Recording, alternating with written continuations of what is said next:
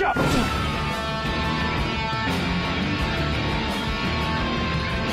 The third man hunted by police has been nicknamed Psycho.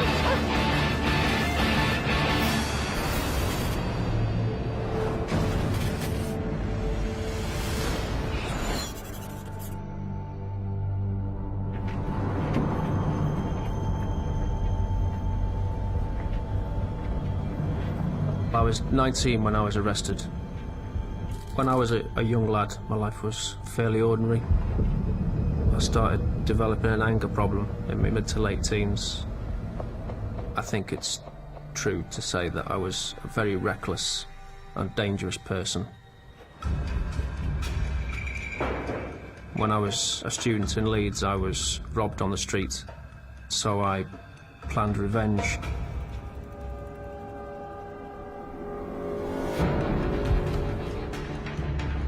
Made a homemade bomb and placed it near where they hung out in the hope that they would be injured.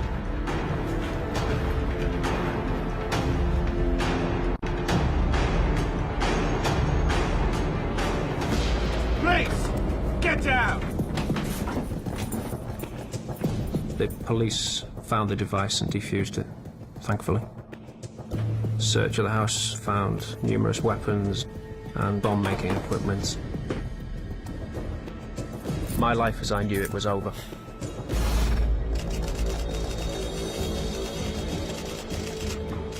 I was 19 when I was arrested.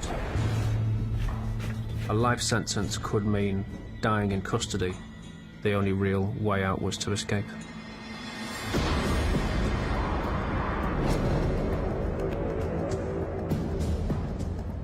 The easiest option for any prisoner to escape is to escape from a prison van. I was being transported to a maximum security prison somewhere in England. I knew it was now or never. The officer in front of me was in possession of both sets of cuff keys. Escape would depend on if I could terrify him enough into giving me those keys.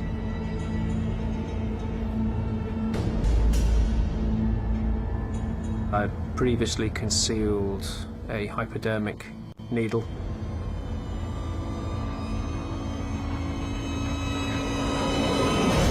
Stabbed myself in the arm. Wake up! Stop the van! Stop the van! I said, "You know that I've got AIDS. If you don't take these handcuffs off, I'm gonna stab you all." I didn't have AIDS, but he took one look at the blood and the needle, told the driver, and then we raced to the police station, which I knew was the procedure.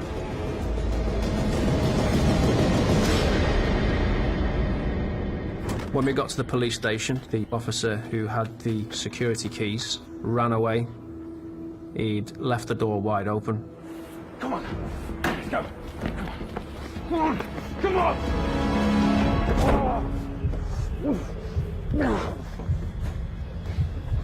I knew that at that point I wasn't really going anywhere.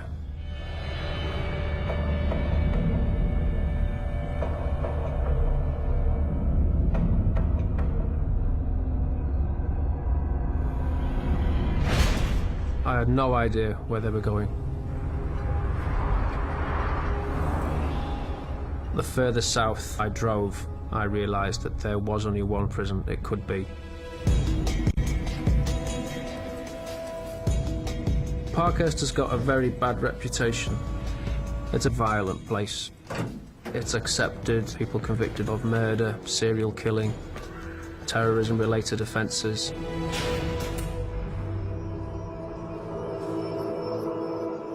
It was just horrendous. It's just a general atmosphere of extreme misery and despair.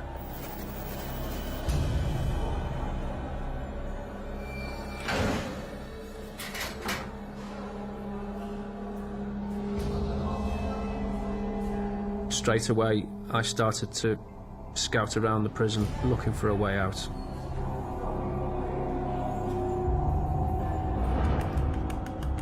The more I looked, the tougher it seemed. I had to get past the guards. The cameras, over a 20-foot steel fence with razor wire, then over a 24-foot wall with a special grapple-proof dome built onto the top. And it's on an island, so you've got the added difficulty of getting over the water to the mainland.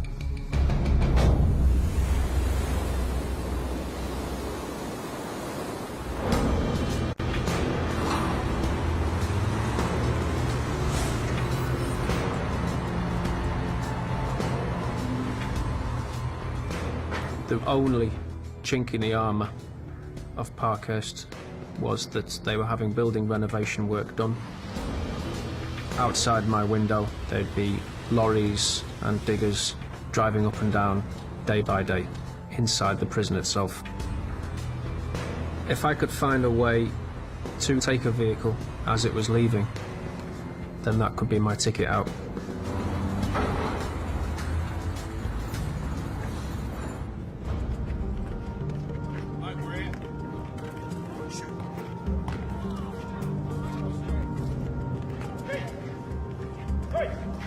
I'd known Keith at the previous prison I was at. Keith was a life sentence prisoner convicted of murdering the wife of a supermarket owner in the early 1990s. We struck up a conversation. Keith began to mention the possibility of escaping from Parkhurst. I considered Keith to be a completely trustworthy character, otherwise I never would have discussed any such thing with him.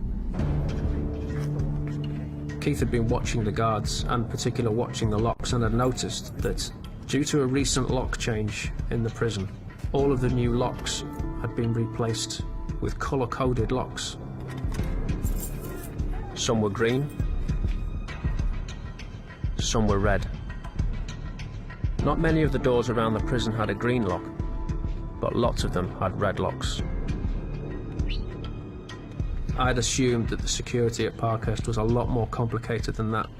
Thought I wasn't going to accept his word for it. I want to see him myself.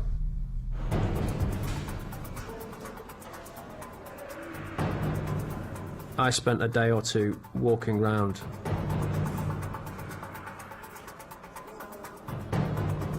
Virtually every lock in that prison was colour-coded. If you had a red key, you could get to 95% of the prison.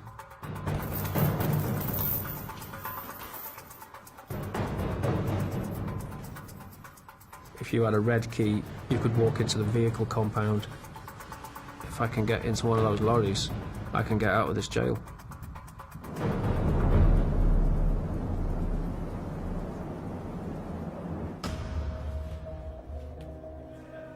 We began to seriously discuss planning an escape. Keith said a key was basically just a shaped piece of metal. All we needed to concentrate on was making that shaped piece of metal. He managed to convince me that I had the ability to make a key for those locks. The prison ran lots of courses, so I applied for a place in a metal workshop class. We were watched by the guards all the time, so I had to be careful. But the workshop gave me access to what I needed to make the key. I knew nothing about keys or locks, so I really had to teach myself about the subject. The best source of information was other prisoners. Luckily, the wing that I was on had a lot of relatively elderly gentlemen from London, some of whom had records for old-fashioned safe cracking, and they provided a mine of information. They clearly knew what I was up to, and were only too glad to help.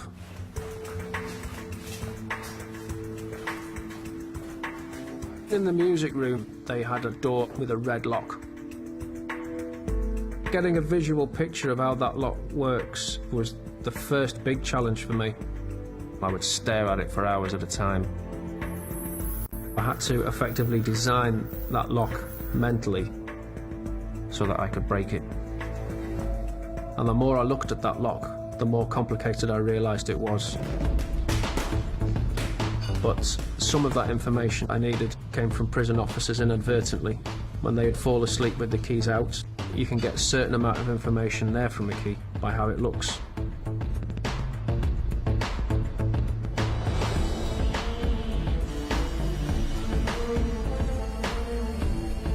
The rough shapes of the metal were relatively easy to cut out using the proper tools in the workshop, but to cut the finer detail into a key can take many hours, and you can't do that in a workshop because somebody will see what you're doing. So that had to be done in my cell.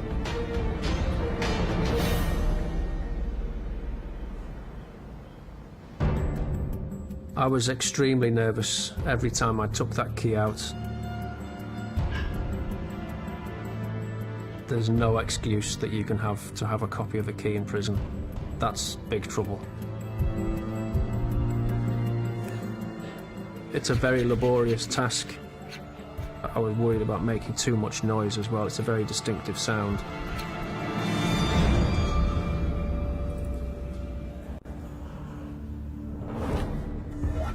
Very slowly, over several weeks, I managed to cut and shape the key that could potentially open most of the locks inside the prison. The problem was, you only have to get one of those patterns slightly wrong and the key won't work.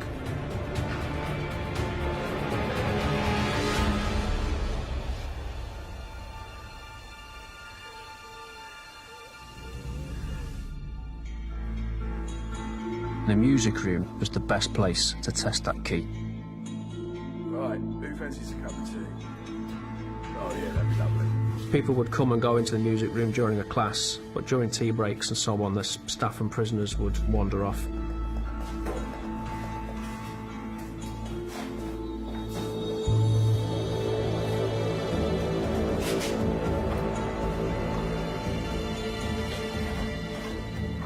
Put the key in the lock. Fitted perfectly. And then it's kind of went a bit funny. There was something wrong. The key was bending. Tried to take the key out of the lock. That key was stuck. I knew that if a guard came back and saw that key, we were finished.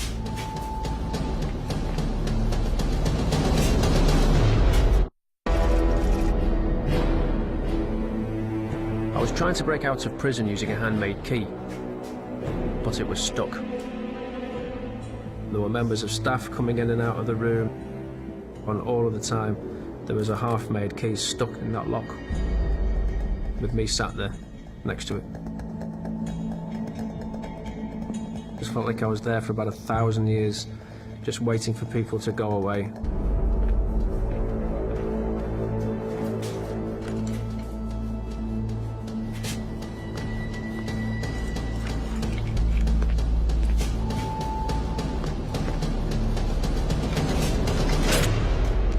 I managed to fish the key out, and I realised that I needed a much, much stronger key. I had to remake that key from scratch with a much stronger metal, using steel. Cutting through steel with an inch-long piece of hacksaw is really very difficult. It cut my fingers up quite badly.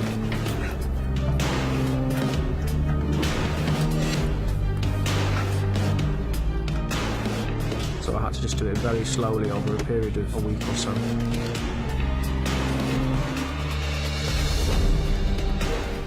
Once I was happy, took it back to the music room, waited till the coast was clear, put the key in the lock, gave it a twist.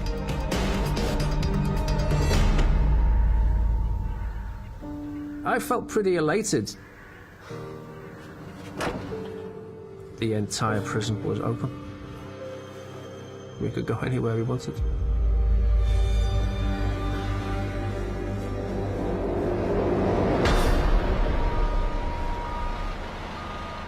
Then I got some really bad news. The rumour was 2 prisoners had been caught planning to steal a digger or a lorry and escape via the building compound, exactly the same way as we were planning to. All of the security was upgraded. I thought, that's it, we're not going to get out of this jail.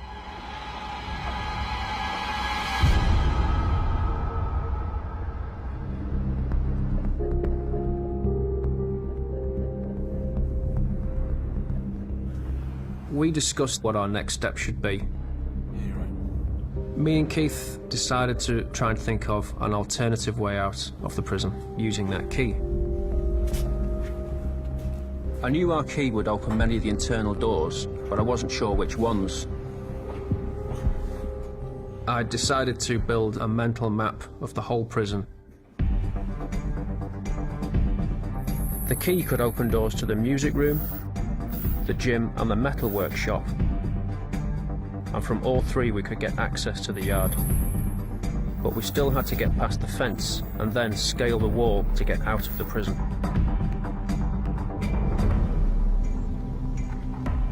Ultimately, we needed to get over a 20-foot steel fence with razor wire, and then a 24-foot concrete wall with a special grapple-proof dome built onto the top. The only way over that wall, realistically, was to make a strong ladder and climb over it. Building a 24-foot ladder was a serious challenge. It seemed impossible. I thought about it for hours. But then I realised that the answer to everything lay in that metal workshop. We could construct a ladder during classes and hide it in parts all around the workshop. Then, using our key, we could go at night to the workshop, assemble the ladder, grab the wire cutters, and from there, cut the fence to scale the wall. The only problem was, I'd just been banned from the metal workshop. I'd fallen out with the instructor about making some metalwork sculptures I was working on. He didn't like my attitude, I didn't like him, and he was in charge, so I got banned. We needed to recruit somebody else to make that ladder for us.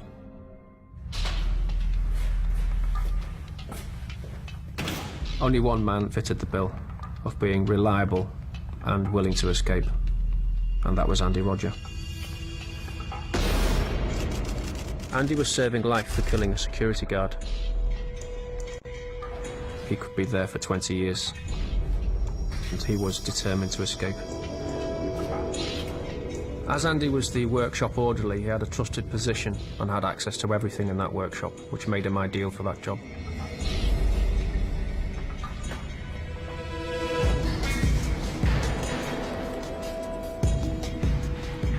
Staff assumed that Andy was just simply working away at various prison contraptions that were needed.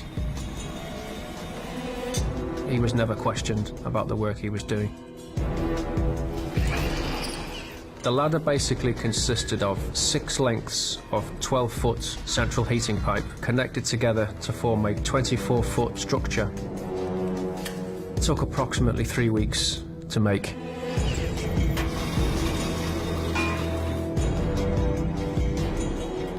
It was hidden in parts all around the workshop.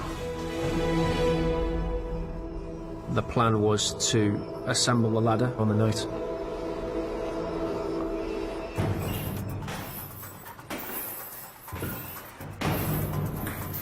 We all agreed we should start our escape from the gym because it had the weakest security, but it also presented us with a problem. There were 2 doors from the gym that we knew we could open, but outside there was a 3rd gate which I hadn't been able to test. We needed to get through that gate to reach the metal workshop, grab the ladder and scale the fence and wall.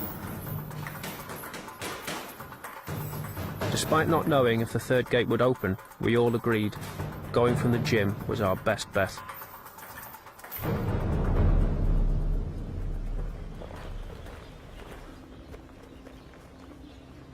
Then we got disastrous news. Andy found out that the workshop was to be relocated. We wouldn't be able to access it anymore. The site they were moving it to had a different set of locks. We'd have to start again with making a whole new set of keys.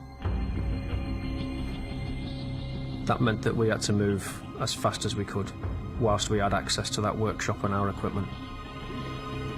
So we go. That we decided to go.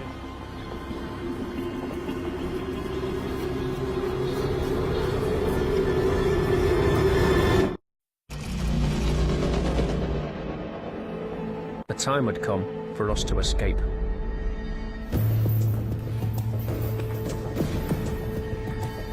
The gym was full that night.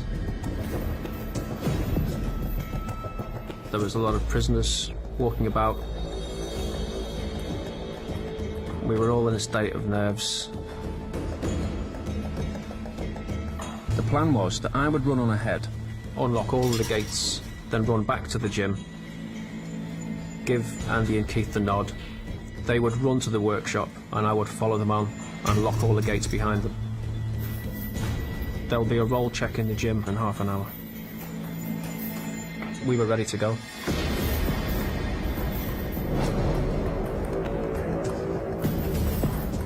After I'd checked that the coast was clear, I put in the key and it turned and opened first time perfectly.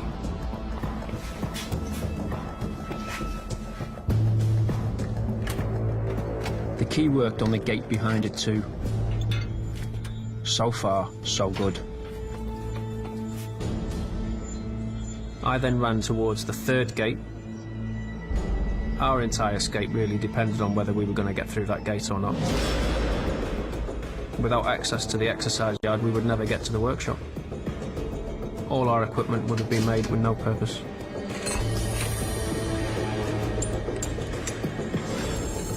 It wouldn't turn. Tried to fiddle with it and jiggle that key in the lock.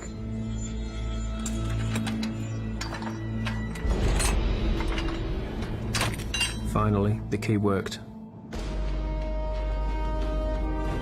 I ran back to the gym.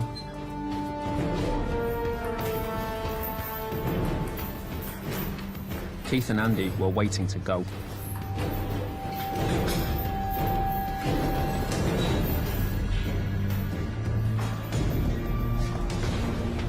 We had 25 minutes to make that ladder, cut a hole in the fence and climb over that wall.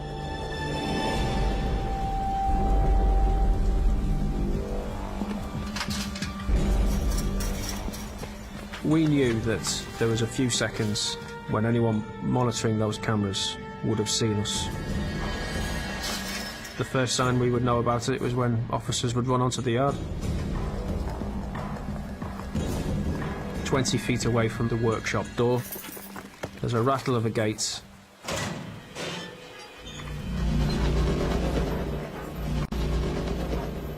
Out comes an officer with a drug dog. The drug dog runs right in front of me, no more than about 20 feet away.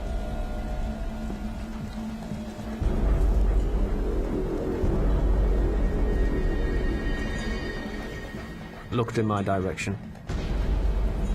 It looked into the shadows where I was, and I was staring back at it.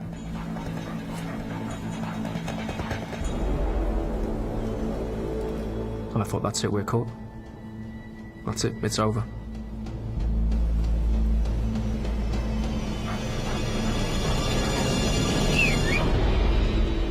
The handler whistled for his dog. I couldn't believe it. We can't hang around any longer, time's going. There'll be a roll check in the gym within the next 20 minutes. We got into the workshop. Andy began to assemble the ladder. I grabbed some wire cutters to get through the fence, some electrical flex to use as a rope to lower us down the other side of the wall. Within about 10 minutes, the ladder was built. The adrenaline was going really strong at that point. We just all ran hell for leather.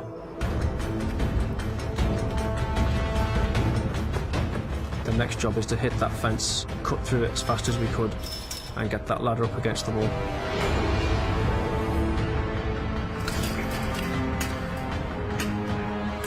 I was fully expecting any minute dozens of staff to come running in our direction.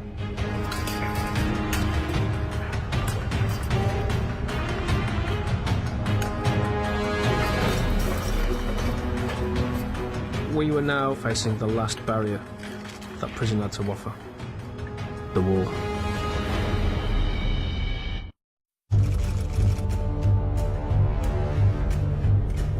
We were escaping from prison, and our last obstacle was a 24-foot wall.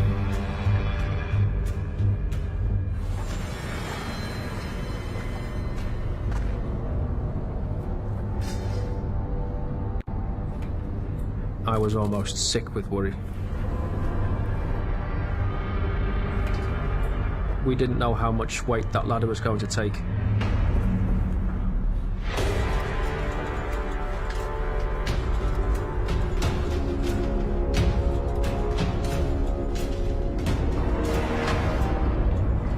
When I got to the top of it, I then had to very quickly lash that electrical flex to the ladder, whilst Andy climbed up. I prepared to go down the other side.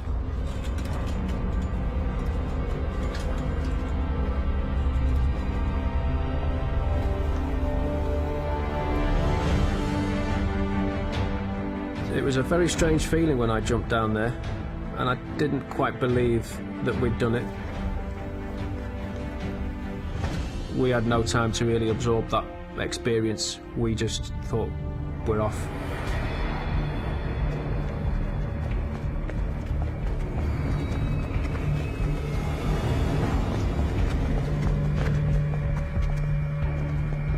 The next stage was obviously getting off the island. Keith had explained to me that he did have a pilot's license and that there were 3 airfields on the Isle of Wight, all within 5 minutes drive. Our next objective was to get a car. Take that car to Sandown Airfield. Keith would then hotwire the aeroplane. We would get it started and fly to the mainland.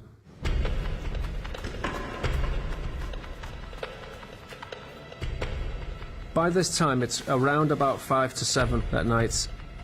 We knew that at 7 o'clock there'd be a roll call, so we had at most 5 minutes before staff would start to suspect that we were missing from the prison. Keith was very good at thinking on his feet and said, let's get a taxi. And at first I thought that was an absolutely balmy idea, until Keith explained. He says, well, we're just ordinary people walking down the street. We had some money on us, which we'd also smuggled into the prison. And then it made sense. We'll get a taxi, and within 5 minutes we could be away from the jail.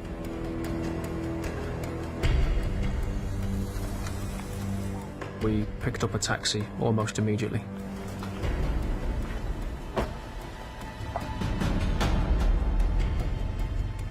It was in the taxi that I realised that the alarm was probably being raised. I received news of the breakout very shortly after 8 o'clock in the evening.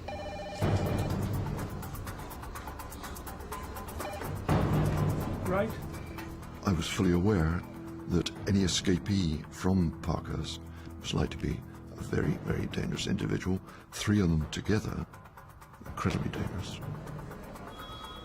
I gave immediate instructions to mobilize 250 officers to make a systematic search of the island, to man the ferry ports on the mainland, to place a ring of steel around the island to prevent the prisoners leaving. The Isle of Wight becomes a mini Alcatraz. They can escape from the prison, but they're contained on an island.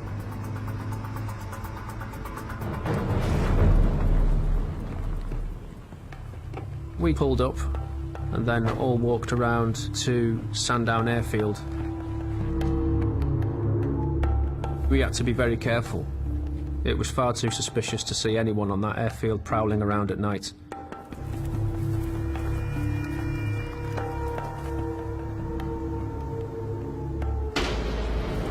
Keith opened up the cockpit, started performing some checks on the airplane.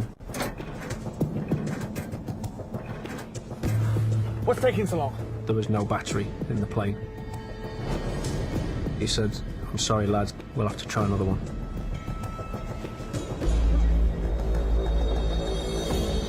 If we couldn't get that one running, we knew that we were basically sunk and trapped on that island.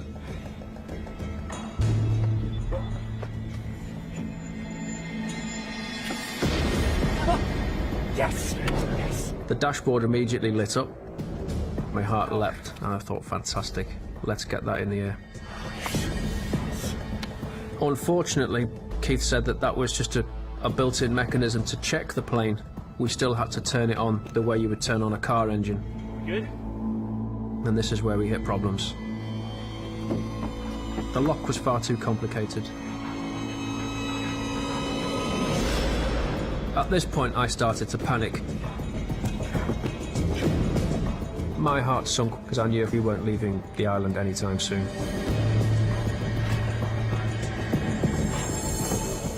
We decided to abandon the airplane idea. On the boat. Gonna use boat. Go. Go. I was absolutely gutted that we had to leave that airplane standing in a field.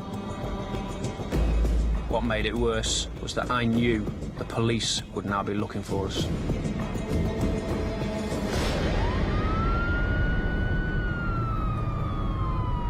When I heard about the escape, they issued a code word. When you receive that code phrase, you immediately go to the nearest police station. We basically had a very quick briefing on the hoof. Rose. My initial reaction was, these blokes are going to be caught. Highly dangerous individual. When you know they're in for murder, you know they've got nothing to lose. 45-year-old Keith Rose had threatened revenge. Andy Roger was serving life after bludgeoning to death a The third man being hunted by police has been nicknamed Psycho.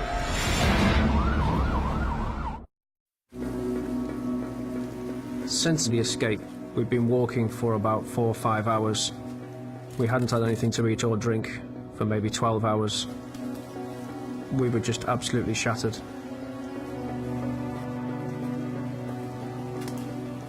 We found an abandoned shed.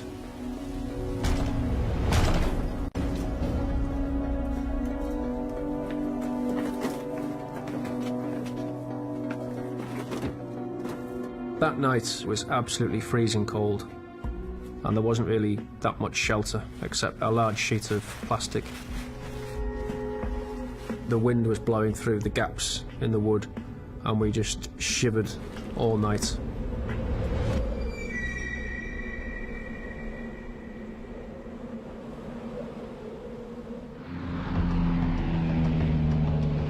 The search teams have now moved to the sparsely populated south coast of the island.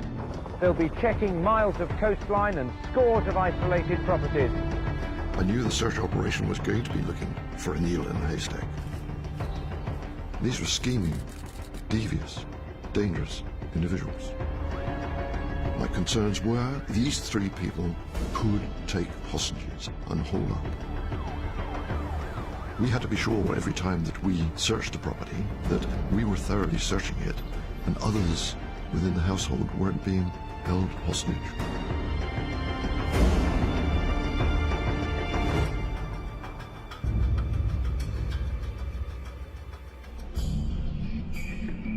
One of the pieces of kit that I'd taken with me was a shaving kit. Keith cut off his beard.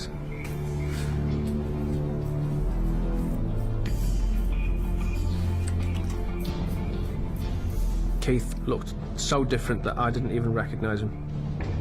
And we knew that that was a big advantage. That enabled him to go out and buy provisions from the local shops. I thought if Keith was captured, it wouldn't take long for them to start searching nearby and quickly find us. Before Keith left, we agreed that if he didn't return within an hour and a half, we would have to assume that he'd been taken. And at that point, we would leave the shed and go our separate ways.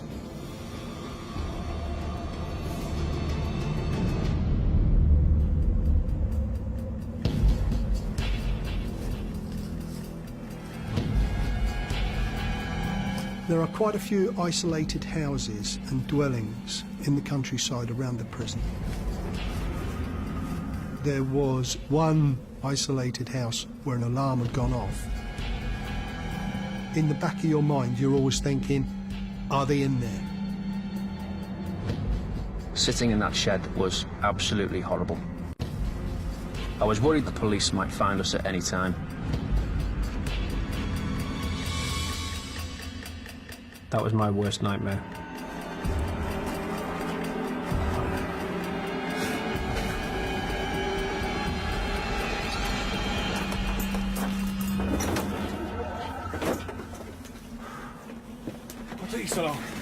It was a total false alarm. We were frustrated.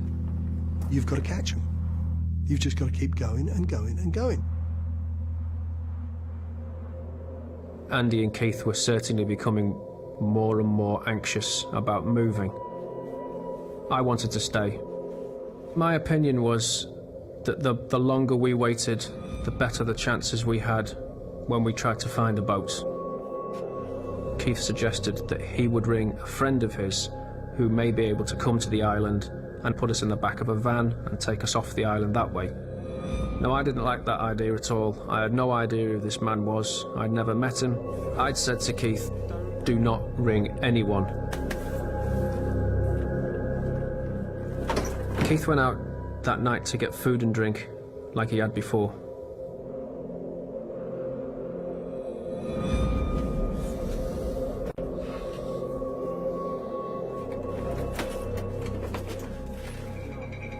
And when he returned, he told us that he had phoned his friend.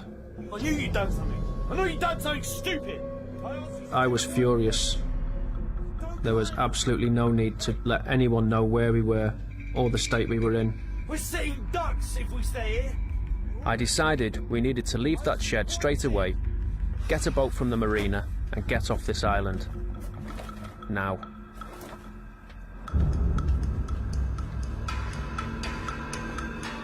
We started walking separately. Andy and Keith walked ahead. The idea behind that was that if any of us were spotted, at least the other two would have a chance to run off. I'd been given a responsibility to take a patrol out.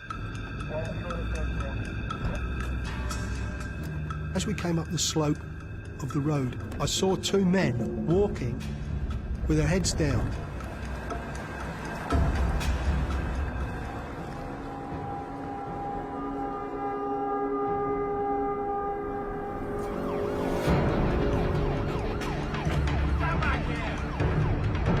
I decided to go it alone. Whatever was going to happen now, Andy and Keith were on their own.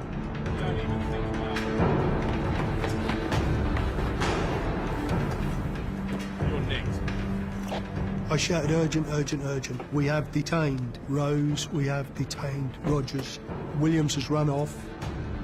I knew dog handlers would now be en route. I also ordered the aircraft because I knew he had thermal imaging.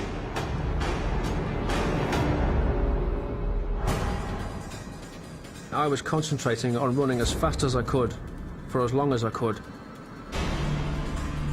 That was the only thing that was going through my head. Keep going. They haven't got you yet. Keep going.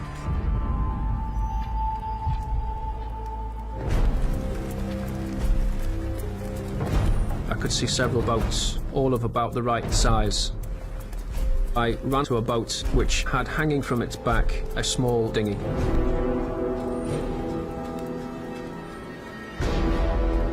I could see torches coming. It was only a matter of minutes before the police tracked me down.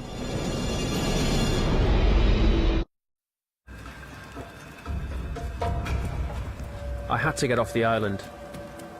I was surrounded. A boat was my only option.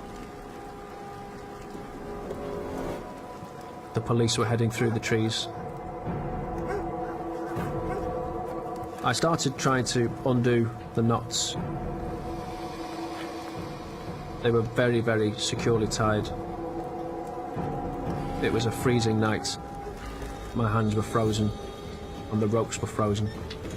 and I just couldn't get my fingers inside these knots to undo them. It didn't take us long to get to the scene. The dog immediately picked up a track. We continued towards the marina. Our assumption was that he was heading towards the marina, maybe to find a boat to get to the mainland. Over the trees I could see a very bright white light heading my direction, the distinctive sound of a helicopter.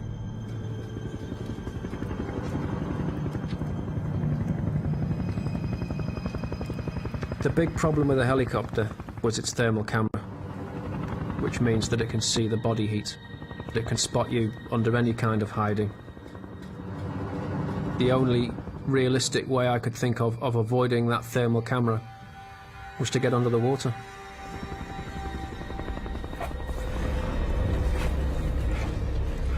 The water was absolutely freezing. It was a physical shock. My hope at that point was that the helicopter would sweep over the area, and if it didn't spot anything, it would carry on further up the coast. At that point, I could climb out of the water and double back the way I'd come. Kept my fingers crossed that helicopter was going to move on.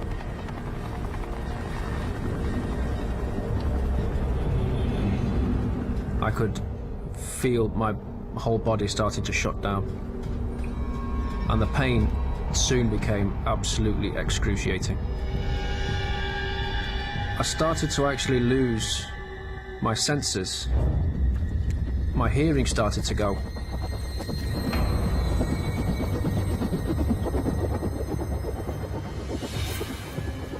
My eyesight started to go. I couldn't feel my arms and legs anymore, and I'd stopped shivering, which I knew was a really bad sign. It was only a matter of minutes before I would slip into a coma. That helicopter was gone, so I pulled myself up onto the jetty, and I'd hoped that my body was so cold that it might not actually register on a thermal camera, so it still gave me a bit of hope that I could get away from them. My hearing was almost gone. All I could hear was a kind of very high-pitched whine. All I could see was a very short space in front of me. Suddenly, a colleague who I was with saw someone move. Stop! Hey, stop! Hey, you there, stop! As we got close to him, he jumped in the water. Hey, stop! Get out of there! What are you doing? We both stood on the bank shouting at him to get out, but he wasn't going to. Come back here! I jumped in after him. I pushed him against the jetty. I can distinctly remember him turning and looking at me. It's a look I'm not going to forget, because it was a look of a hunted animal that had given in, completely given in.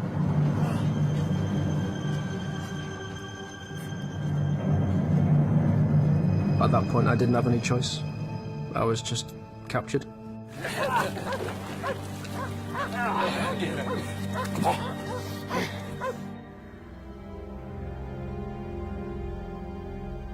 I was put in solitary confinement. My hearing and sight came back fairly quickly, but for days later, I was quite badly ill. I served another 16 years after the escape.